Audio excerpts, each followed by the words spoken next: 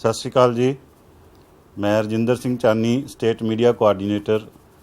एजुसैट ते scholarship scheme संबंधी जो स्कूल मुखिया नूं जानकारी दी जा रही है, उस आप सब का स्वागत करदा। पंजाब सरकार के स्कूल सिक्ख्या विभाग द्वारा पहली जमात तो 12वीं जमात तक पढ़ते विद्यार्थियों नूं ਵੱਖ-ਵੱਖ वजीफा स्कीमां तहत लाभ लैण लई पोर्टल राहीं अपलाई करवाया जा रहा है। इन्हां ਵੱਖ-ਵੱਖ वजीफा स्कीमां की जानकारी हित समूह स्कूल मुखिया की जानकारी लई अज इस विशेष लैक्चर का आयोजन किया जा रहा है। अज साडे नाल Shrimati Parminder Kaur ji, state nodal scholarship अफसर स्कूल सिक्ख्या विभाग मौजूद हैं, जो सानू विस्तारपूर्वक ਵੱਖ-ਵੱਖ स्कीमां की जानकारी देंगे। Sat sri akal madam ji. Thanks. Good morning everybody.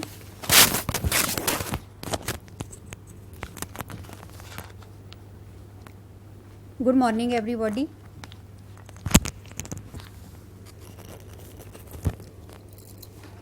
जिवें कि तुसीं जानते हो कि ਵੱਖ-ਵੱਖ वजीफा स्कीमां तहत पहली श्रेणी तो लैके 12वीं श्रेणी तक 3 तरह के पोर्टलों ते अपलाई करवाया जा रहा है। तो सब तो पहला मैं तुहाडे नाल गल करांगी स्कूल सिक्ख्या विभाग दे ई पंजाब पोर्टल दा। ई पंजाब पोर्टल ते ਵੱਖ-ਵੱਖ स्कीमां जिहड़ियां अपलाई करवाईयां जा रही उन्हां दी जानकारी दित्ती जाएगी। Pre matric scholarship for SC students and others component 1 ये स्कीम सिर्फ 9वीं ਅਤੇ 10वीं ਦੇ ਵਿਦਿਆਰਥੀਆਂ ਲਈ है और इस दियां नवीं गाइडलाइनस के अनुसार सैशन 2022-23 तो ये अपलाई करवाया जा रहा है। तो गाइडलाइनस विभाग की वैबसाइट पर उपलब्ध हैं। इस विच स्कॉलरशिप अमाउंट 3500 रुपये सालाना डे स्कॉलर ਲਈ और होस्टलर ਲਈ 7000 रुपये सालाना है। तो इनकम लिमिट 2.5 लाख रुपये है और स्टूडेंट्स जिहड़े हैगे आ वो 9वीं ते 10वीं श्रेणी विच रैगूलर तौर पर पढ़ते होने जरूरी ने। अगर विच पढ़ाई छड्ड जांदे ने तो वजीफे दे योग नहीं होवेगा और अगर क्लास कोई रिपीट करते हैं तो उसनों सिर्फ एक क्लास च वजीफा दिता जा सकता एक बारी, तो उन्होंने रिपीट वाली क्लास विच वजीफे दे वो योग नहीं मन्ने जाणगे। इसी तरह जिहड़ियां अटेंडेंस हैगी आ वो 75% होनी जरूरी है। बैंक अकाउंट्स आधार सीडेड होने जरूरी ने और जो सर्टिफिकेट्स बनाने ने वो गाइडलाइनस के अनुसार सारे सर्टिफिकेट्स पूरे होने चाहिए ने। नैक्सट स्कीम हैगी आ pre matric scholarship for SC students and others component 2। इसका पुराना नाम अनक्लीन ऑक्यूपेशन स्कीम सी। इसका जो नवीं गाइडलाइनस विच सिर्फ इसका नाम ही चेंज होया है क्योंकि यह पहली स्कीम के नाल मर्ज हो गई है और इस अमाउंट है 3500 for day scholar and hosteller 8000। फिलहाल इस दे लई पोर्टल नहीं खुला है कुछ कारणों करके, तो जल्दी ही इस स्कीम लई भी अपलाई किया जाएगा। तीसरे नंबर ते जिहड़ी स्कीम है pre matric scholarship for OBC EBC एंड DNT स्टूडेंट्स। इस दियां भी जिहड़ियां नवीं गाइडलाइनस आईयां ने सैशन 2020-21-22 तो नवीं गाइडलाइन अनुसार ही अपलाई करवाया जाएगा। इस विच हुण 9वीं ते 10वीं दे विद्यार्थी ही एलिजिबल हैं। इस सर पहला ये स्कीम सीगी पहली तो लैके 10वीं तक दे विद्यार्थियों लिए, पर हुण नवीं गाइडलाइन अनुसार इस विच सिर्फ 9वीं 10वीं के बच्चे एलिजिबल हैं। तो बहुते स्कूलों को अजे इस बारे जानकारी नहीं हैगी। इस जी अमाउंट है वो 4000 सालाना जो बढ़ा दी गई है। पेरेंट्स और गार्डियंस की जी इनकम लिमिट है वध तो वध वो 2.5 लाख सालाना होनी चाहिए है। तो इसका जो सर्टिफिकेट है कॉम्पीटेंट अथॉरिटी तो बनेगा इनकम सर्टिफिकेट का। हाँ, एक इत्थे ये दसना जरूरी है जिमें 9वीं 10वीं के बच्चे ने वो इनकम सर्टिफिकेट है जोड़ा वो 9वीं जिमें बना लिया उही 10वीं चल जाता। ठीक है। हाँ जी। और कास्ट सर्टिफिकेट भी कॉम्पीटेंट अथॉरिटी तो होना चाहिए, ये जरूरी हैगा। अटेंडेंस 75% हरेक साल जरूरी है। तो बैंक अकाउंट आधार सीडेड होना चाहिए। ਹੁਣ ਮੈਂ ਤੁਹਾਨੂੰ ਇੱਕ ਗੱਲ ਕਹਿ ਰਹੀ ਹਾਂ ਬਾਰ-ਬਾਰ ਕਿ ਜਿਹੜੇ ਇਹ ਸਕੀਮਾਂ ਨੇ ਬੈਂਕ ਅਕਾਊਂਟਸ ਆਧਾਰ ਸੀਡਡ ਹੋਣਾ ਜ਼ਰੂਰੀ ਹੈ, ਕਿਉਂਕਿ ਜਦੋਂ PFMS ਤੇ ਅਦਾਇਗੀ ਹੁੰਦੀ ਆ ਉਹ ਹੁਣ ਆਧਾਰ ਬੇਸਡ ਹੋ ਰਹੀ ਹੈ। ਇਸ ਕਰਕੇ ਅਗਰ ਬੈਂਕ ਅਕਾਊਂਟ ਆਧਾਰ ਨਾਲ ਲਿੰਕਡ ਨਹੀਂ ਹੋਏਗਾ ਤਾਂ ਬੱਚੇ ਨੂੰ ਅਦਾਇਗੀ ਨਹੀਂ ਹੋ ਸਕੂਗੀ। ਬਾਕੀ ਸਕੀਮ ਦੀਆਂ ਗਾਈਡਲਾਈਨਸ ਜੋ ਹੈ ਉਹ SSA ਦੀ ਵੈਬਸਾਈਟ ਤੇ ਉਪਲਬਧ ਹਨ। Pre matric scholarship for OBC EBC DNT students ਦਾ ਕਈਆਂ ਨੂੰ ਮੀਨਿੰਗ ਨਹੀਂ ਪਤਾ ਹੁੰਦਾ, ਉਹ ਅਸੀਂ ਦੱਸ ਰਹੇ ਹਾਂ ਕਿ OBC ਹੁੰਦੇ other backward classes, EBC economically backward classes, DNT denotified tribes. ਇਹ ਤਾਂ ਦੱਸਣ ਲੱਗੀਆਂ ਸਰ ਪਹਿਲੀ ਵਾਰੀ ਅਪਲਾਈ ਕਰ ਰਹੇ ਆ ਸਕੀਮ। ਹਾਂ, ਇਹ ਚੇਂਜ ਹੋ ਗਈਆਂ ਥੋੜ੍ਹੀਆਂ ਜਿਹੀਆਂ ਗਾਈਡਲਾਈਨਸ, ਨਾਂ ਵੀ ਚੇਂਜ ਹੋ ਗਿਆ। ਹਾਂ, ਜੋ ਵੀ ਸਕੀਮਾਂ ਇਹ ਪੰਜਾਬ ਪੋਰਟਲ ਤੇ ਅਪਲਾਈ ਹੁੰਦੀਆਂ ਨੇ ਉਹਨਾਂ ਦੇ ਸਰਕੂਲਰਸ ਔਰ ਜੋ ਲੈਟਰਸ ਕੱਢੀਆਂ ਜਾਂਦੀਆਂ ਨੇ ਜਾਂ ਨਵੀਆਂ ਗਾਈਡਲਾਈਨਸ ਨੇ ਉਹ ਤੁਸੀਂ ਆਪਣੇ ਸਕੂਲ ਸਿੱਖਿਆ ਵਿਭਾਗ ਦੀ ਜਿਹੜੀ ਵੈਬਸਾਈਟ SSA ਉਸ 'ਤੇ ਜਾ ਕੇ ਸਕਾਲਰਸ਼ਿਪ ਲਿੰਕ 'ਤੇ ਜਾਣਾ ਔਰ ਉਸ ਤੋਂ ਬਾਅਦ ਸਰਕੂਲਰਸ ਦੇ ਵਿੱਚ ਸਾਰੀਆਂ ਜਿਹੜੀਆਂ ਸਮੇਂ-ਸਮੇਂ 'ਤੇ ਹਦਾਇਤਾਂ ਜਾਰੀ ਕੀਤੀਆਂ ਗਈਆਂ ਗਾਈਡਲਾਈਨ ਸਾਰਾ ਉੱਥੇ ਅਵੇਲੇਬਲ ਹੈਗੀਆਂ। ਇਸ ਨਾਲ ਸਕੂਲ ਮੁਖੀਆਂ ਨੂੰ ਬਹੁਤ ਆਸਾਨੀ ਹਾਂਜੀ, ਕਿਉਂਕਿ ਮੈਂ ਦੇਖਿਆ ਕਈ ਹੁਣ ਜਿਵੇਂ ਪੁਰਾਣੀਆਂ ਗਾਈਡਲਾਈਨਸ ਵੀ ਉੱਥੇ ਉਪਲਬਧ ਨੇ ਸਾਈਟ 'ਤੇ 17-18 ਵਾਲੀਆਂ, ਔਰ ਬਹੁਤ ਸਾਰੇ ਸਕੂਲ ਕੀ ਕਰ ਰਹੇ ਨੇ ਉਹ ਪੁਰਾਣੀਆਂ ਗਾਈਡਲਾਈਨਸ ਦੇ ਅਨੁਸਾਰ ਹੀ ਅਪਲਾਈ ਕਰਵਾਈ ਜਾਂਦੇ ਨੇ। ਤੇ ਤੁਸੀਂ ਨਵੀਆਂ ਗਾਈਡਲਾਈਨਸ ਜਿਹੜੀਆਂ ਹੈਗੀਆਂ ਲੇਟੈਸਟ ਨਾਲ ਵਿਦ ਡੇਟ ਉੱਤੇ ਅਪਲੋਡ ਹੈਗੀਆਂ ਉਹ ਦੇਖਣੀਆਂ। ਔਰ ਇੱਕ ਅਸੀਂ ਪੰਜਾਬ ਪੋਰਟਲ ਤੇ ਨਾ ਗਰੀਵਾਂਸ ਐਡਰੈਸਲ ਲਈ ਇੱਕ Gmail ਖੋਲੀ ਹੈ ਸਪੈਸ਼ਲ, ਸਿਰਫ ਪੰਜਾਬ ਤੇ ਅਪਲਾਈ ਹੋਣ ਵਾਲੀਆਂ ਸਕੀਮਾਂ ਲਈ। ਉੱਥੋਂ ਕੋਈ ਵੀ ਸਕੂਲ ਟੀਚਰ, ਸਕੂਲ ਮੁਖੀ ਇਸ ਮੈਂ ਦਿੱਤੀ ਹੋਈ ਹੈ scholarshipgrievances@gmail.com। ਇੱਥੇ ਜਾ ਕੇ ਸਾਨੂੰ ਮੇਲ ਪਾਉਣਗੇ ਤੇ ਨਾਲ ਦੀ ਨਾਲ ਹੀ ਉਹਨਾਂ ਦੀ ਕੋਈ ਮੁਸ਼ਕਲ ਆ ਉਹਦਾ ਹੱਲ ਕੀਤਾ ਜਾਊਗਾ। ਇੱਕ ਵਾਰ ਫਿਰ ਪੜ੍ਹ ਦਿੰਦੇ scholarshipgrievances@gmail.com। ਇਸ ਤੇ ਕੋਈ ਵੀ ਸਕੂਲ ਮੁਖੀ ਅਗਰ ਸਿੱਧਾ ਸਕੂਲ ਤੋਂ ਹੀ ਪ੍ਰੋਬਲਮ ਆ ਰਹੀ ਹੈ ਉੱਥੇ ਮੇਲ ਕਰਨਗੇ ਤਾਂ ਜਿਹੜਾ ਇੱਥੋਂ ਦਾ ਡਿਪਾਰਟਮੈਂਟ ਹੈ ਉਸ ਦਾ ਫਾਲੋ ਅਪ ਕਰੇਗਾ। ਵੈਸੇ ਤਾਂ ਦੇਖੋ ਜਿਹੜਾ ਹੈਗਾ ਡਿਸਟ੍ਰਿਕਟ ਦੇ ਥਰੂ ਵੀ ਅਸੀਂ ਕਰਦੇ ਹਾਂ, ਪਰ ਕੋਈ ਇਸ ਦੇ ਨਾਲ ਜਿਹੜਾ ਟਾਈਮ ਆ ਤੁਹਾਡਾ ਬਚ ਜਾਏਗਾ ਔਰ ਸਿੱਧਾ ਡਾਇਰੈਕਟ ਸਟੇਟ ਕੋਲੇ ਤੁਹਾਡਾ ਗਰੀਵਾਂਸ ਆਊਗਾ ਅਗਰ ਤੁਹਾਨੂੰ ਕੋਈ ਮੁਸ਼ਕਲ ਆਉਂਦੀ ਹੈ ਔਰ ਉਸ ਦਾ ਹੱਲ ਹੋਏਗਾ। ਠੀਕ, ਬਹੁਤ ਅੱਛਾ ਸਟੈਪ। ਹਾਂਜੀ, ਇਸੇ ਤਰ੍ਹਾਂ ਇੱਕ ਹੋਰ ਜਿਹੜੀ ਮਹੱਤਵਪੂਰਨ ਸਕੀਮ ਹੈ ਆਪਣੀ ਪੰਜਾਬ ਸਰਕਾਰ ਦੀ doctor Hargobind Kharana scholarship scheme, ਔਰ ਇਹ ਫੁੱਲੀ ਸਟੇਟ ਦੀ ਸਕੀਮ ਹੈਗੀ ਆ। ਔਰ ਇਹਦੇ ਵਿੱਚ ਦੇਖੋ ਕਿੰਨਾ ਅਮਾਊਂਟ ਕਿੰਨੀ ਆ 3000 ਪਰ ਮੰਥ 11ਵੀਂ ਤੇ 12ਵੀਂ ਕਲਾਸਿਸ ਦੇ ਵਿੱਚ ਬੱਚਿਆਂ ਲਈ।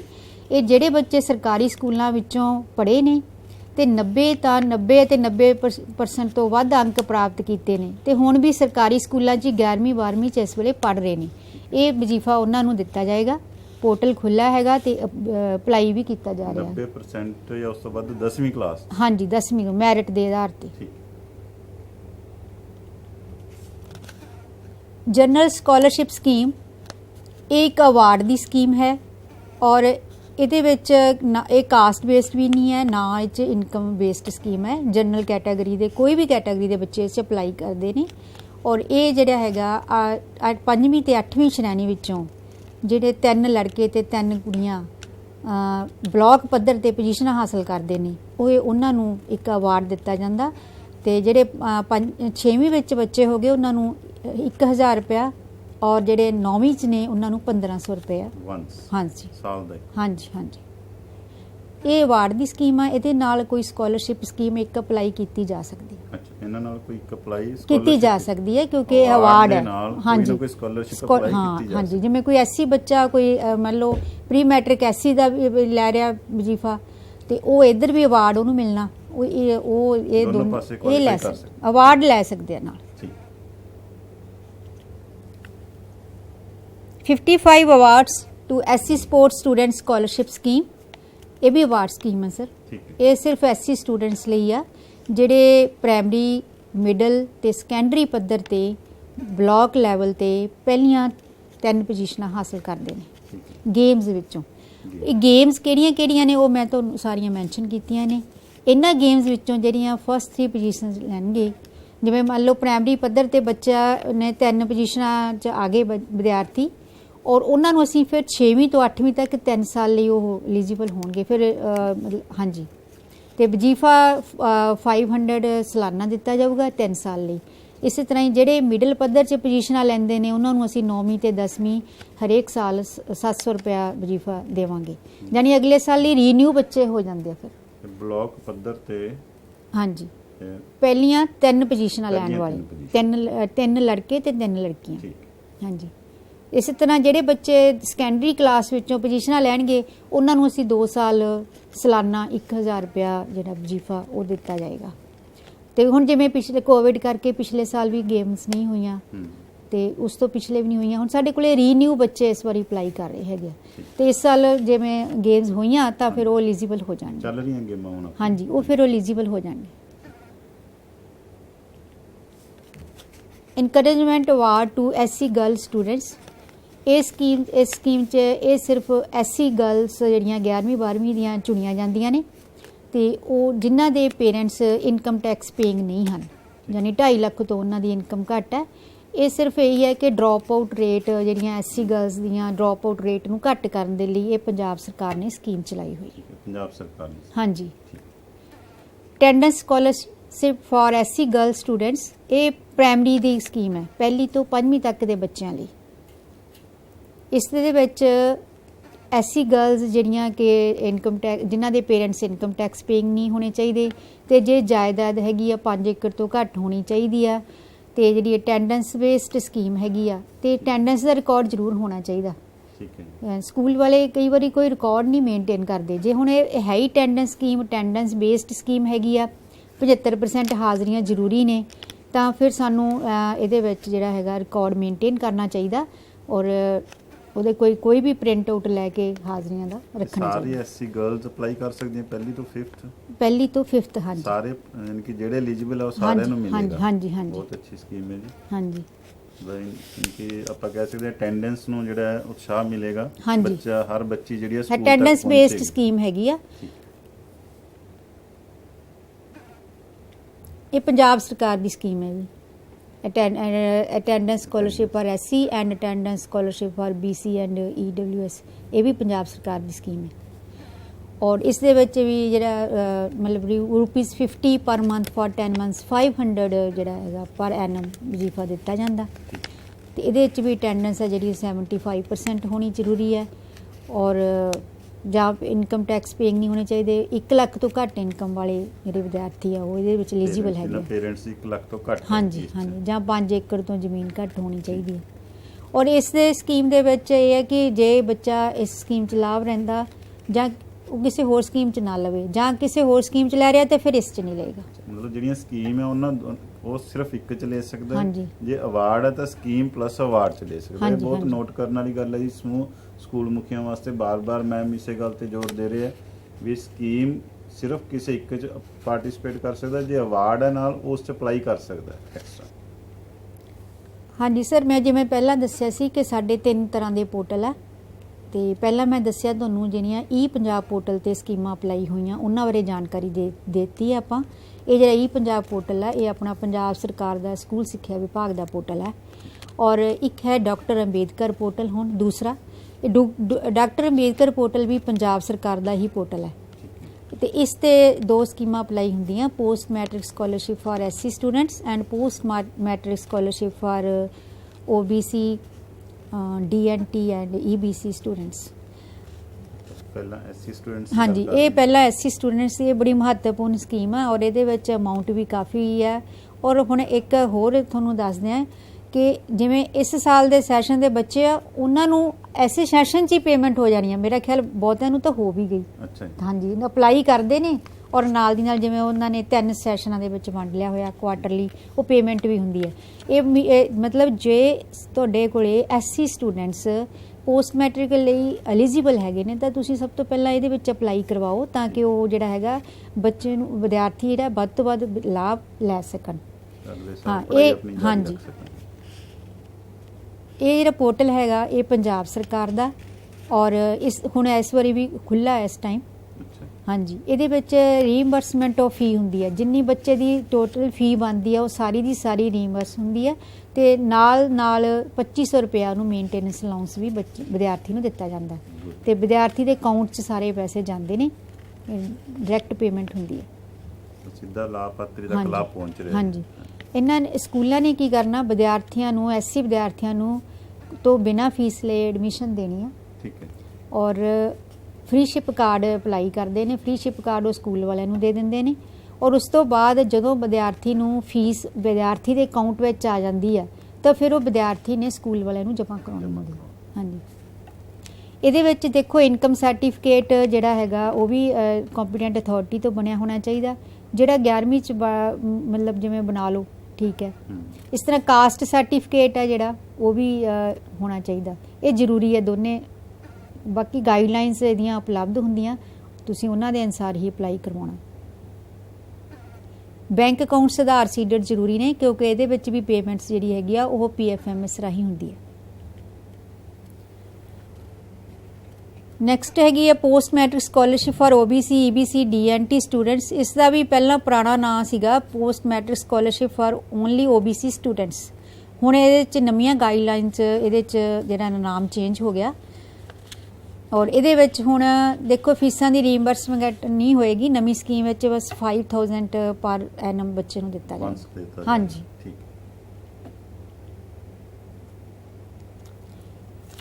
ਹਾਂਜੀ। ਹੁਣ ਤੀਸਰਾ ਜਿਹੜਾ ਪੋਰਟਲ ਹੈ ਉਹ ਹੈ ਨੈਸ਼ਨਲ ਸਕਾਲਰਸ਼ਿਪ ਪੋਰਟਲ NSP। ਇਹ ਭਾਰਤ ਸਰਕਾਰ ਦਾ ਪੋਰਟਲ ਹੈ ਜੀ। ਇਸ ਤੇ ਵੀ ਵੱਖ-ਵੱਖ ਸਕੀਮਾਂ ਨੂੰ ਅਪਲਾਈ ਕਰਵਾਇਆ ਗਿਆ ਹੈ। ਮੈਂ ਸਰ ਇਸ ਵਾਰੀ ਕੀ ਕੀਤਾ, ਪੋਰਟਲ ਵਾਈਜ਼ ਸਕੀਮਾਂ ਚੱਕੀਆਂ, ਕਿਉਂਕਿ ਕੀ ਹੈ ਸਕੂਲਾਂ ਨੂੰ ਕਈ ਵਾਰੀ ਉਹਨਾਂ ਨੂੰ ਪਤਾ ਨਹੀਂ ਲੱਗਦਾ ਕਿਹੜੀ ਸਕੀਮ ਕਿਹੜੇ ਪੋਰਟਲ ਤੇ ਅਪਲਾਈ ਕਰਨੀ ਆ। ਮੇਰਾ ਮਕਸਦ ਇਹ ਹੈ ਕਿ ਤੁਸੀਂ ਤਿੰਨੇ ਪੋਰਟਲ ਹੀ ਚੈੱਕ ਕਰਨੇ ਆ ਕਿ ਤਿੰਨਾਂ ਪੋਰਟਲਾਂ ਤੇ ਅਪਲਾਈ ਹੋਣ ਵਾਲੀਆਂ ਸਕੀਮਾਂ ਵਿੱਚੋਂ ਵਿਦਿਆਰਥੀ ਕਿਸ ਸਕੀਮ ਲਈ ਐਲੀਜੀਬਲ ਹੈ, ਤੇ ਕੋਸ਼ਿਸ਼ ਇਹ ਕਰੋ ਜਿਸ ਵਿੱਚ ਵਿਦਿਆਰਥੀ ਨੂੰ ਜ਼ਿਆਦਾ ਫਾਇਦਾ ਹੋਵੇ ਔਰ ਵੱਧ ਤੋਂ ਵੱਧ ਲਾਭ ਪ੍ਰਾਪਤ ਹੋਵੇ ਉਹ ਸਕੀਮ ਚੁਣੋ। ਪਰ ਸਕੀਮ ਇੱਕੋ ਹੀ ਚੁਣਨੀ ਹੈ। ਹਾਂਜੀ, ਤਿੰਨੇ ਪੋਰਟਲਾਂ ਡੁਪਲੀਸਿਟੀ ਨਹੀਂ ਹੋਣੀ ਚਾਹੀਦੀ ਵੀ ਬੱਚਾ ਇਹ ਖਾਸ ਕਰਕੇ ਸਕੂਲ ਮੁਖੀਆਂ ਨੇ ਹੀ ਖਿਆਲ ਰੱਖਣਾ। ਉਹਨਾਂ ਨੂੰ ਹੀ ਪਤਾ ਬੇਸ ਤੇ ਕਿ ਕਿਹੜਾ ਬੱਚਾ, ਇੱਕ ਬੱਚਾ 2 ਸਕੀਮਾਂ 'ਚ ਅਪਲਾਈ ਕਰ ਰਿਹਾ ਕਿ ਜਾਂ ਇੱਕ 'ਚ ਕਰ ਰਿਹਾ, ਰਿਕਾਰਡ ਮੇਨਟੇਨ ਰੱਖਣਾ ਆਪਣਾ। ਔਰ ਇਹ ਜਿਹੜੀ ਸਕੀਮ ਹੈਗੀ ਆ pre matric scholarship for minority students. ਜਿਹੜੀਆਂ ਮਾਈਨੋਰਿਟੀਜ਼ ਆ ਦੱਸਿਆ ਹੋਇਆ, ਜਿਵੇਂ ਸਿੱਖ, ਮੁਸਲਿਮ, ਕ੍ਰਿਸਚਨ, ਬੋਧੀ, ਪਾਰਸੀ, ਜੈਨ। ਆਪਣੇ ਤਾਂ ਸਿੱਖ ਜਿਹੜੀਆਂ SC ਸਿੱਖ ਗਰਲਸ ਨੇ, ਜਿਵੇਂ 1st to 8th ਤੱਕ ਜਿਹੜੀਆਂ ਜ਼ਿਆਦਾ ਕਰਕੇ SC ਗਰਲ ਸਿੱਖ ਨੇ ਉਹ ਇਸ ਸਕੀਮ ਦਾ ਲਾਭ ਲੈ ਸਕਦੀਆਂ, ਕਿਉਂਕਿ ਹੋਰ ਫਿਲਹਾਲ ਕੋਈ ਸਕੀਮ ਨਹੀਂ ਹੈ। ਉਹ ਇੱਧਰ ਕਵਰ ਹੋ ਜਾਂਦੇ ਆ ਬੱਚੇ। ਹਾਂਜੀ, ਇਸ ਸਕੀਮ ਵਿੱਚ ਵੀ 75% ਜਿਹੜੀਆਂ ਹਾਜ਼ਰੀਆਂ ਦਾ ਹੋਣਾ ਜ਼ਰੂਰੀ ਆ। ਔਰ ਜਿਹੜੀ ਇਨਕਮ ਹੈਗੀ ਆ ਉਹ 1 ਲੱਖ ਹੈ, ਤੇ ਪਿਛਲੀ ਕਲਾਸ 'ਚੋਂ 50% ਮਾਰਕਸ ਵੀ ਹੋਣੇ ਜ਼ਰੂਰੀ ਹਨ। ਤੇ ਇਹਦੀ ਅਮਾਊਂਟ ਹੈ 1000 per annum plus tuition and admission fee. Maximum ਜਿਵੇਂ ਕੋਈ ਇਹ 'ਚ ਪ੍ਰਾਈਵੇਟ ਸਕੂਲ ਵੀ ਆ ਜਾਂਦੇ ਨੇ, ਮੈਕਸੀਮਮ ਜਿਹੜੀ ਫੀਸ ਹੈਗੀ ਆ 4000 ਤੋਂ ਮਤਲਬ ਭਰਨੀ ਹੈ, ਇਸ ਤੋਂ ਵੱਧ ਨਹੀਂ ਅਪਲਾਈ ਕਰ ਸਕਦੇ ਪ੍ਰਾਈਵੇਟ ਸਕੂਲ ਵੀ। ਐਫੀਲੀਏਟਡ ਪੰਜਾਬ ਕੋਈ ਸਾਰਿਆਂ ਲਈ ਹੈਗੀ ਹੈ ਇਹ, ਹਾਂ ਸਕੀਮ ਸਾਰਿਆਂ ਲਈ ਹੈ, ਪਰ ਉਹਨਾਂ ਨੇ ਫੀਸ 4000 ਤੋਂ ਵਧਾਣੀ ਨਹੀਂ। ਠੀਕ, ਹਾਂਜੀ, ਜਿੰਨੀ ਉਹ tuition fee and admission fee. Income certificate ਇਹਦੇ ਵਿੱਚ ਵੀ ਜ਼ਰੂਰੀ ਹੈ ਬਣਿਆ ਹੋਇਆ, ਤੇ caste income certificate according to guidelines NSP ਤੇ ਗਾਈਡਲਾਈਨਸ ਉਪਲਬਧ ਹੈਗੀਆਂ।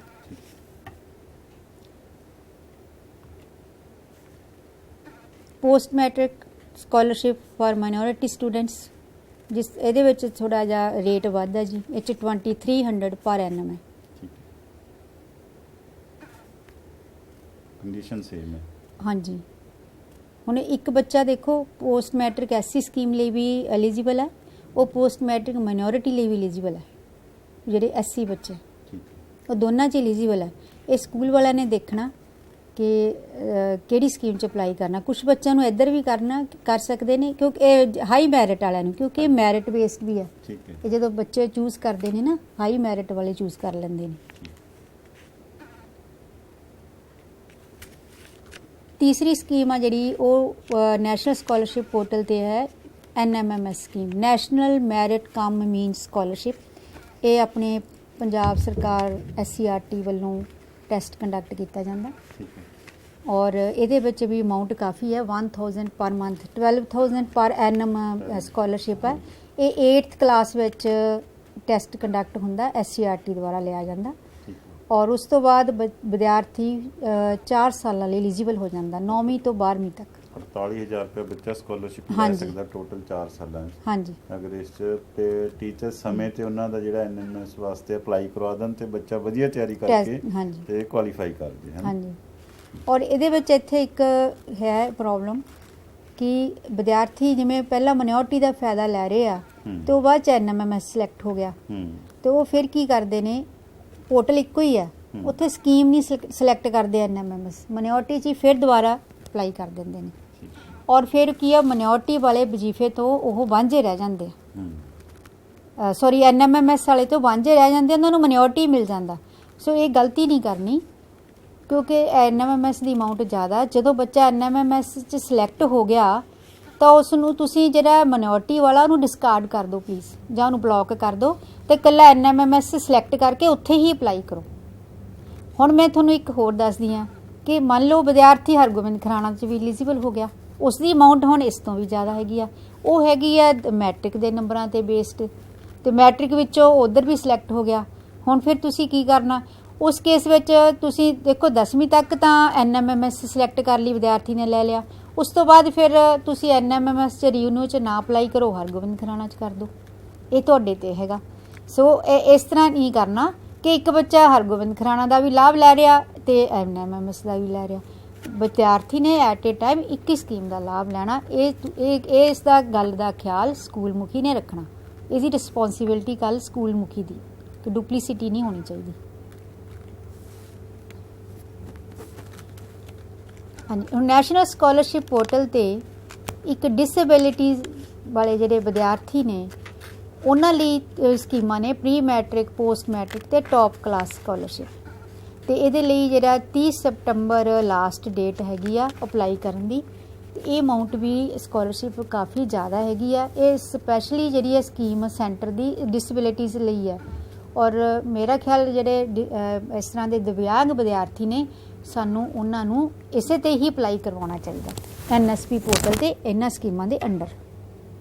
ਠੀਕ ਹੈ, ਮਤਲਬ ਇਹਨਾਂ ਬੱਚਿਆਂ ਨੂੰ ਆਪਾਂ ਸਕੂਲ 'ਚ ਆਉਣ ਵਾਸਤੇ ਤੇ ਵਧੀਆ ਪੜ੍ਹਾਈ ਵਾਸਤੇ ਹੋਰ ਉਤਸ਼ਾਹਿਤ ਕਰਨ ਵਾਸਤੇ ਜਿਹੜੀ ਇਹ ਸਕੀਮ ਆਪਾਂ ਟੀਚਰਸ ਨੂੰ ਤੇ ਸਕੂਲ ਮੁਖੀਆਂ ਨੂੰ ਵੱਧ ਤੋਂ ਵੱਧ ਇਸ ਵਾਰ ਬੱਚਿਆਂ ਤੱਕ ਪਹੁੰਚ ਬਣਾਉਣੀ ਚਾਹੀਦੀ ਹੈ ਨਾ।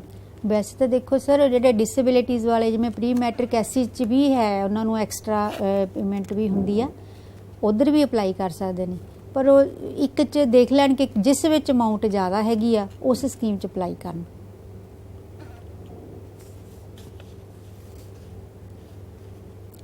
ਕੁਝ ਟੈਸਟ ਬੇਸਡ ਸਕਾਲਰਸ਼ਿਪ ਸਕੀਮਸ ਹੈਗੀਆਂ ਨੇ, ਜਿਵੇਂ ਸਭ ਤੋਂ ਪਹਿਲਾਂ ਹੈਗੀ ਹੈ Punjab state talent search examination PSTSC। ਇਹ ਵੀ ਪੰਜਾਬ ਸਰਕਾਰ ਦੀ ਸਕੀਮ ਹੈ ਸਰ। ਇਸ ਵਿੱਚ 200 ਪਰ ਮੰਥ ਦਿੱਤਾ ਜਾਂਦਾ ਫॉर 12 ਮੰਥਸ। ਔਰ ਜਿਹੜਾ 8th ਅਤੇ 10th ਕਲਾਸ ਦੇ ਵਿੱਚ ਟੈਸਟ ਕੰਡਕਟ ਕੀਤਾ ਜਾਂਦਾ SCRT ਪੰਜਾਬ ਵੱਲੋਂ। ਜਿਹੜਾ ਬੱਚਾ 8th ਵਿੱਚ ਸਿਲੈਕਟ ਹੋ ਗਿਆ ਉਹ 4 ਇਅਰਸ ਫਾਇਦਾ ਲੈ ਸਕਦਾ, ਔਰ ਜਿਹੜਾ ਬੱਚਾ 10th 'ਚ ਸਿਲੈਕਟ ਹੋ ਗਿਆ ਉਹ 2 ਇਅਰਸ ਫਾਇਦਾ ਲਾਭ ਲੈ ਸਕਦਾ ਇਹਦੇ ਵਿੱਚ।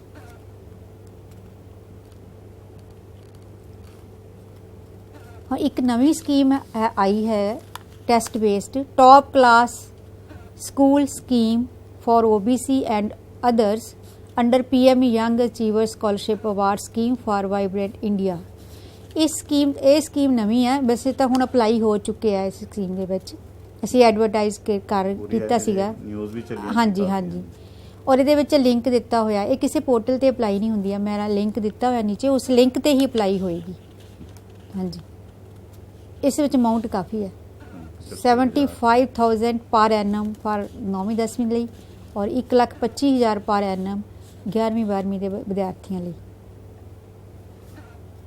ਇਹ ਨੈਸ਼ਨਲ ਏਜੰਸੀ ਨੇ ਹੀ ਟੈਸਟ ਕੰਡਕਟ ਕਰਨਾ ਹੈ ਔਰ government of India the scheme ਹੈਗੀ ਆ। ਜਿਹੜੇ ਇੰਟੈਲੀਜੈਂਟ ਬੱਚੇ ਜਿਹੜੇ ਉਹ ਇੱਧਰ ਕਵਰ ਕਰਵਾ ਦੇਣੇ ਚਾਹੀਦੇ ਨੇ। ਹਾਂ, ਮੈਰਿਟ ਵੀ ਹੈ ਇਹਦੇ ਵਿੱਚ, ਮੈਰਿਟ ਵੀ ਕੰਸੀਡਰ ਹੋਣੀ ਹੈ ਔਰ ਕੰਪਿਊਟਰ ਬੇਸਡ ਜਿਹੜਾ ਹੈਗਾ ਉਹ ਇਹਨਾਂ ਨੇ ਪਹਿਲਾਂ ਇੰਟਰੈਂਸ ਟੈਸਟ ਹੋਇਆ। Scholarship scheme belongs to labour department Punjab. ਇਹ ਪੰਜਾਬ ਦੀ ਲੇਬਰ ਡਿਪਾਰਟਮੈਂਟ ਦੀ ਸਕਾਲਰਸ਼ਿਪ ਸਕੀਮ ਹੈ ਔਰ ਇਹਦੇ ਵਿੱਚ ਜਿਹੜੇ ਬੈਨੀਫਿਸ਼ਰੀਜ਼ ਆ ਸਟੂਡੈਂਟਸ ਨਹੀਂ ਹੈਗੇ, ਜਿਵੇਂ ਬਾਕੀ ਸਾਰੀਆਂ ਸਕੀਮਾਂ ਵਿੱਚ ਬੈਨੀਫਿਸ਼ਰੀ ਸਟੂਡੈਂਟਸ ਨੇ, ਇਹਦੇ ਵਿੱਚ ਬੈਨੀਫਿਸ਼ਰੀਜ਼ ਫਾਦਰਸ ਔਰ ਪੇਰੈਂਟਸ ਆਫ ਦਾ ਚਾਈਲਡ ਨੇ, ਜਿਹੜੇ ਰਜਿਸਟਰਡ ਲੇਬਰਰਸ ਹੈਗੇ ਨੇ ਲੇਬਰ ਡਿਪਾਰਟਮੈਂਟ 'ਚ, ਉਹਨਾਂ ਨੂੰ ਬੱਚਾ ਹਾਂਜੀ ਕਿਹੜੇ ਸਕੂਲ ਚ ਪੜ੍ਹਦਾ ਹੋਣਾ ਚਾਹੀਦਾ? ਬੱਚਾ ਕਿਸੇ ਵੀ ਸਕੂਲ ਚ ਕਿਸੇ ਪੜ੍ਹਦਾ ਸਕੂਲ ਹੋਵੇ, ਚ ਪੜ੍ਹਦਾ ਹਾਂਜੀ, ਹੋਵੇ। ਪ੍ਰਾਈਵੇਟ ਸਰਕਾਰੀ। ਠੀਕ ਹੈ, ਬਸ ਇਹਦੇ ਵਿੱਚ ਜਿਹੜੇ ਉਹਨਾਂ ਨੇ ਨਾ ਕਾਰਡ ਬਣੇ ਹੋਏ ਆ ਸਪੈਸ਼ਲੀ, ਠੀਕ ਹੈ, ਉਹ ਸਕੂਲ ਜਾਂਦੇ ਨੇ ਪੇਰੈਂਟਸ ਆਪਣੇ, ਮਤਲਬ ਉਹਨਾਂ ਨੇ ਪਰਫਾਰਮੇ ਵਗੈਰਾ ਹੁੰਦੇ ਨੇ, ਉਹ ਟੈਸਟ ਕਰਨੇ ਹੁੰਦੇ ਆ ਪ੍ਰਿੰਸੀਪਲ ਨੇ ਕਿ ਇਹ ਬੱਚਾ ਸਾਡੇ ਸਕੂਲ ਚ ਪੜ੍ਹ ਰਿਹਾ ਠੀਕ ਰੈਗੂਲਰ ਤੌਰ ਤੇ। ਠੀਕ। ਬਸ ਸਿਰਫ ਇੰਨਾ ਹੀ ਕਰਨਾ ਹੁੰਦਾ, ਹੋਰ ਆਪਣੀ ਕੋਈ ਫਾਰਮੈਲਿਟੀ ਨਹੀਂ। ਨਾ ਆਪਣਾ ਪੋਰਟਲ ਹੈ, ਪੋਰਟਲ ਵੀ ਉਹਨਾਂ ਦੇ ਆਪਣੇ ਆ। ਔਰ ਇਹਦੇ ਵਿੱਚ ਵੀ ਅਮਾਊਂਟ ਕਾਫੀ ਹੈ, ਜਿਵੇਂ ਪਹਿਲੀ ਤੋਂ ਲੈ ਕੇ 12ਵੀਂ ਤੱਕ ਇਹ 2800 ਤੋਂ ਸ਼ੁਰੂ ਹੁੰਦੀ ਹੈ, ਕਲਾਸਾਂ ਨਾਲ ਜਿਵੇਂ ਵੇਰੀ ਕਰੀ ਜਾਂਦੀ ਅਮਾਊਂਟ, ਤੇ 25,000 ਪਰ ਐਨਮ ਤੱਕ ਹੈਗੇ ਆ ਅਮਾਊਂਟ ਸਕਾਲਰਸ਼ਿਪ ਦੀ। ਤੇ ਸਕੂਲ ਵਾਲੇ ਕਈ ਟੈਸਟ ਨਹੀਂ ਕਰਦੇ ਜੀ, ਬੱਚੇ ਨੇ ਕਿਸੇ ਹੋਰ ਸਕੀਮ 'ਚ ਅਪਲਾਈ ਕਰਤਾ। ਉਹ ਮੈਂ ਪਹਿਲਾਂ ਵੀ ਇਹਨਾਂ ਨੂੰ ਬੇਨਤੀ ਕੀਤੀ ਸੀ ਸਕੂਲ ਮੁਖੀਆਂ ਨੂੰ ਵੀ ਇਸ ਸਕੀਮ ਦੇ ਨਾਲ ਹੋਰ ਸਕੀਮ ਦਾ ਲਾਭ ਲਿਆ ਜਾ ਸਕਦਾ। ਜੇ ਮੰਨ ਲਓ ਕੋਈ ਬੱਚੇ ਨੇ ਪ੍ਰੀ ਮੈਟ੍ਰਿਕ ਐਸਸੀ 'ਚ ਵੀ ਅਪਲਾਈ ਕਰਤਾ ਤਾਂ ਇਸ ਸਕੀਮ 'ਚ ਵੀ ਉਹਨੂੰ ਤੁਸੀਂ ਯੈਸ ਕਰ ਦਿਓ, ਕਿਉਂਕਿ ਇਹਦੇ ਨਾਲ ਇਹ ਸਕੀਮ 'ਚ ਇਹ ਨਹੀਂ ਲਿਖਿਆ ਕਿਤੇ ਵੀ ਇੱਕੋ ਹੀ ਸਕੀਮ 'ਚ ਅਪਲਾਈ ਕਰਨਾ। ਇਹਦਾ ਬੈਨੀਫਿਟ ਜ਼ਰੂਰ ਦੇ ਦੇਣਾ ਬਣਦਾ ਪੇਰੈਂਟਸ ਨੂੰ। ਹਾਂਜੀ, ਨਾਲ ਆਪਾਂ ਜੋੜ ਸਕਦੇ ਹਾਂ ਸਕੂਲਾਂ ਦੇ ਬੁਲਾ ਹਾਂਜੀ। ਕੇ ਇਸ 'ਚ। ਹਾਂਜੀ ਸਰ, ਇਹ ਤਾਂ ਹੁਣ ਹੋ ਗਿਆ ਕਿ ਵੱਖ-ਵੱਖ ਸਕੀਮਾਂ ਜਿੰਨੀਆਂ ਵੀ ਸਕੀਮਾਂ ਇਸ ਵੇਲੇ ਅਪਲਾਈ ਹੋ ਰਹੀਆਂ ਨੇ ਉਹਨਾਂ ਦੀ ਮੈਂ ਸਾਰਿਆਂ ਦੀ ਜਾਣਕਾਰੀ ਦੇਤੀ ਹੈ 3 ਪੋਰਟਲਾਂ ਤੇ। ਔਰ ਇਸ ਤੋਂ ਬਿਨਾਂ ਜਿਵੇਂ ਹੋਰ ਡਿਪਾਰਟਮੈਂਟਸ ਵੀ ਸਾਡੇ ਬੱਚਿਆਂ ਦੀ ਜਿਵੇਂ ਅਪਲਾਈ ਕਰ ਰਹੇ ਨੇ ਉਹ ਵੀ ਵਿੱਚ ਹੀ ਕਵਰ ਹੋ ਗਏ। ਜਾਣੀ ਪਹਿਲੀ ਤੋਂ ਲੈ ਕੇ 12ਵੀਂ ਤੱਕ ਸ਼੍ਰੇਣੀ ਦੀਆਂ ਜਿੰਨੀਆਂ ਵੀ ਵਜ਼ੀਫਾ ਸਕੀਮਾਂ ਅੱਜ ਤੁਹਾਨੂੰ ਮੈਂ ਸਾਰਿਆਂ ਦੀ ਵਿਸਤਾਰ ਨਾਲ ਜਾਣਕਾਰੀ ਦਿੱਤੀ ਆ, ਤਾਂ ਕਿ ਤੁਹਾਨੂੰ ਪਤਾ ਲੱਗੇ ਕਿ ਅਸੀਂ ਵਿਦਿਆਰਥੀ ਨੂੰ ਕਿਹੜੀ ਸਕੀਮ ਵਿੱਚ ਅਪਲਾਈ ਕਰਨਾ। ਬਹੁਤ ਸਾਰੀਆਂ ਸਕੀਮਾਂ ਨੇ, ਤੁਸੀਂ ਵੀ ਉਲਝ ਜਾਂਦੇ ਹੋਵੋਗੇ, ਪਰ ਤੁਸੀਂ ਵੀ ਨਾ ਮਤਲਬ ਬਣਾ ਲੈਣਾ ਕਿ ਕਿਹੜੀ ਇੱਕ ਤਰ੍ਹਾਂ ਦਾ ਡਾਟਾ ਇਕੱਠਾ ਕਰ ਲਓ ਕਿ ਆਹ ਬੱਚਾ ਕਿਹੜੀ ਸਕੀਮ ਲਈ ਐਲੀਜੀਬਲ ਹੈ। ਜਿਵੇਂ ਕਲਾਸ ਟੀਚਰ ਹੈ ਸਪੋਜ਼, ਉਹਨੂੰ ਹੀ ਦੱਸਿਆ ਜਾਵੇ ਵੀ ਆਪਣੇ ਵਿਦਿਆਰਥੀ ਤੁਸੀਂ ਫਾਈਂਡ ਆਊਟ ਕਰ ਲਓ। ਜਿਹੜੇ ਇੰਟੈਲੀਜੈਂਟ ਵਿਦਿਆਰਥੀ ਆ ਉਹ ਮੈਰਿਟ ਬੇਸ ਵਾਲੀਆਂ ਸਕੀਮਾਂ ਵੱਲ ਚਲੇ ਜਾਣ। ਠੀਕ ਹੈ ਜੀ ਸਰ, ਅੱਜ ਕੋਈ ਐਸਸੀ ਵਿੱਚ ਕਵਰ ਹੋ ਗਿਆ, ਕਈ ਮਾਈਨੋਰਿਟੀ 'ਚ। ਸੋ ਸਾਰੇ ਇੱਕ 'ਚ ਅਪਲਾਈ ਕਰਨ ਦੀ ਬਜਾਏ ਸਾਰਿਆਂ ਨੂੰ ਵੱਧ ਤੋਂ ਵੱਧ ਬੱਚਿਆਂ ਨੂੰ ਕਵਰ ਕਰਨ ਦੀ ਔਰ ਕੋਸ਼ਿਸ਼ ਇਹ ਕੀਤੀ ਜਾਵੇ ਕਿ ਸਾਰੇ ਜਿਹੜੇ ਵਿਦਿਆਰਥੀ ਹੈ, ਜਿੰਨੇ ਵੱਧ ਤੋਂ ਵੱਧ ਗਰੀਬ ਵਿਦਿਆਰਥੀ ਨੇ, ਉਹ ਆਪਣੇ ਜਿੰਨੀਆਂ ਵੀ ਸਰਕਾਰ ਵੱਲੋਂ ਦੇਖੋ ਇੰਨੀਆਂ ਵਜ਼ੀਫਾ ਸਕੀਮਾਂ ਸਕੂਲ ਸਿੱਖਿਆ ਵਿਭਾਗ ਦੁਆਰਾ ਚਲਾਈਆਂ ਗਈਆਂ ਨੇ, ਔਰ ਸਾਰਿਆਂ ਦਾ ਲਾਭ ਪ੍ਰਾਪਤ ਕਰ ਸਕਣ ਮੈਕਸੀਮਮ ਵਿਦਿਆਰਥੀ। ਹੁਣ ਸਰ ਕੁਛ ਗੱਲਾਂ ਨੇ ਯਾਦ ਰੱਖਣ ਯੋਗ ਇੰਪੋਰਟੈਂਟ ਪੁਆਇੰਟਸ ਨੇ। ਉਹ ਇਹ ਹੈ ਕਿ ਅਸੀਂ ਜਿਹੜਾ ਸਕੂਲ ਹੈੱਡ ਨੂੰ ਇੰਸਟੀਚਿਊਟ ਨੋਡਲ ਅਫੀਸਰ ਲਗਾਇਆ ਹੋਇਆ ਤੇ ਸਕੂਲ ਪੱਧਰ ਤੇ, ਔਰ ਜਿਹੜਾ ਹੈ ਡਿਸਟ੍ਰਿਕਟ ਪੱਧਰ ਤੇ ਉਹ district nodal officer deputy DO ਨੂੰ ਲਗਾਇਆ ਹੋਇਆ, ਤੇ ਸਟੇਟ ਪੱਧਰ ਤੇ ਸਟੇਟ ਨੋਡਲ ਅਫੀਸਰ ਲੱਗਿਆ ਹੋਇਆ। ਸੋ ਇਹ ਜਿਹੜਾ ਸਕੂਲ ਹੈੱਡ ਹੈ ਇੰਸਟੀਚਿਊਟ ਨੋਡਲ ਅਫੀਸਰ, ਇਹ ਸਟੂਡੈਂਟਸ ਜਦੋਂ ਅਪਲਾਈ ਕਰਦੇ ਉਹਨਾਂ ਦੇ ਗਰੀਵਾਂਸਿਸ ਸੋਲਵ ਕਰੇਗਾ, ਰਿਜ਼ੋਲਵ ਕਰੇਗਾ, ਚਾਹੇ ਉਹ ਡਿਸਟ੍ਰਿਕਟ ਨਾਲ ਕੰਟੈਕਟ ਕਰਕੇ ਔਰ ਸਟੇਟ ਅਥਾਰਟੀਜ਼ ਨਾਲ ਕੰਟੈਕਟ ਕਰਕੇ, ਔਰ ਜੋ ਡਾਟਾ ਪੂਰੀ ਚੰਗੀ ਤਰ੍ਹਾਂ ਵੈਰੀਫਾਈ ਕਰਕੇ ਹੀ ਜਿਹੜਾ ਹੈਗਾ ਫਾਰਵਰਡ ਕਰੇਗਾ ਡਿਸਟ੍ਰਿਕਟ ਅਥਾਰਟੀਜ਼ ਨੂੰ, ਤਾਂ ਕੱਲ ਨੂੰ ਕੋਈ ਪ੍ਰੋਬਲਮ ਨਹੀਂ। ਹਾਂਜੀ, ਔਰ ਇੱਕ ਜਿਹੜਾ ਹੈਗਾ ਸਾਰਾ ਰਿਕਾਰਡ ਮੇਨਟੇਨ ਕਰੇਗਾ। ਜਿਵੇਂ ਹੁਣ ਸਰਟੀਫਿਕੇਟਸ ਹੀ ਹੈਗੇ ਨੇ, ਕਈ ਤਰ੍ਹਾਂ ਦੇ ਹੈਗੇ ਨੇ, ਉਹ ਹਰੇਕ ਬੱਚੇ ਦੀ ਇੱਕ ਫਾਈਲ ਬਣਾਈ ਜਾਵੇ। ਸਭ ਤੋਂ ਪਹਿਲਾਂ ਤਾਂ ਉਹਦੀ ਇੱਕ ਐਪਲੀਕੇਸ਼ਨ ਰੱਖੀ ਜਾਵੇ ਜਿਹੜੀ ਉਹਨੇ ਅਪਲਾਈ ਕੀਤਾ ਪ੍ਰਿੰਟ ਆਊਟ ਲੈ ਕੇ, ਔਰ ਜਿਹੜੇ ਸਰਟੀਫਿਕੇਟ ਹੈਗੇ ਨੇ ਬੈਂਕ ਦੀ, ਦੇਖੋ ਬੈਂਕ ਦਾ ਸਾਡੇ ਕੋਲ ਰਿਜੈਕਸ਼ਨ ਆ ਜਾਂਦੀਆਂ, ਅਕਾਊਂਟ ਨੰਬਰ ਗਲਤ ਭਰੇ ਜਾਂਦੇ ਆ, ਉਹਦੀ ਕਾਪੀ ਰੱਖ ਲਓ ਫੋਟੋ ਕਾਪੀ ਲੈ ਕੇ ਬੱਚੇ ਦੀ। ਕੋਈ ਬੈਂਕ ਮਰਜ਼ ਵੀ ਹੁੰਦੀ ਆ, ਉਹਦਾ ਵੀ ਥੋੜਾ ਧਿਆਨ ਰੱਖਣਾ। ਅਕਾਊਂਟ ਐਕਟਿਵ ਹੋਣੇ ਚਾਹੀਦੇ ਆ, ਆਧਾਰ ਸੀਡਡ ਹੋਣੇ ਚਾਹੀਦੇ ਆ, ਖਿਆਲ ਨਾਲ ਰੱਖਣੇ ਹੈਗਾ।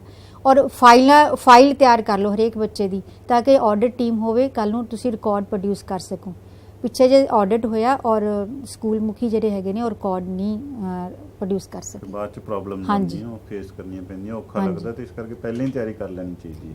ਔਰ ਇੰਸਟੀਚਿਊਟ ਨੋਡਲ ਅਫੀਸਰ ਹੀ ਇਸ ਗੱਲ ਦਾ ਖਿਆਲ ਰੱਖੇਗਾ ਕਿ ਜਿਹੜਾ ਵਿਦਿਆਰਥੀ ਆ ਉਹ ਇੱਕ ਸੈਸ਼ਨ ਦੌਰਾਨ ਐਟ ਏ ਟਾਈਮ ਇੱਕ ਸਕਾਲਰਸ਼ਿਪ ਸਕੀਮ ਦਾ ਲਾਭ ਲੈ ਰਿਹਾ, ਔਰ ਸਿਰਫ ਯੋਗ ਵਿਦਿਆਰਥੀ ਹੀ ਵਜ਼ੀਫੇ ਦੇ ਲਈ ਚੁਣੇ ਗਏ ਹੈਗੇ। ਕੋਈ ਵੀ ਇਸ ਤਰ੍ਹਾਂ ਦਾ ਵਿਦਿਆਰਥੀ ਨਾ ਚੁਣਿਆ ਜਾਵੇ ਜਿਹੜਾ ਕਿ ਵਜ਼ੀਫੇ ਦੇ ਯੋਗ ਨਹੀਂ ਹੈ।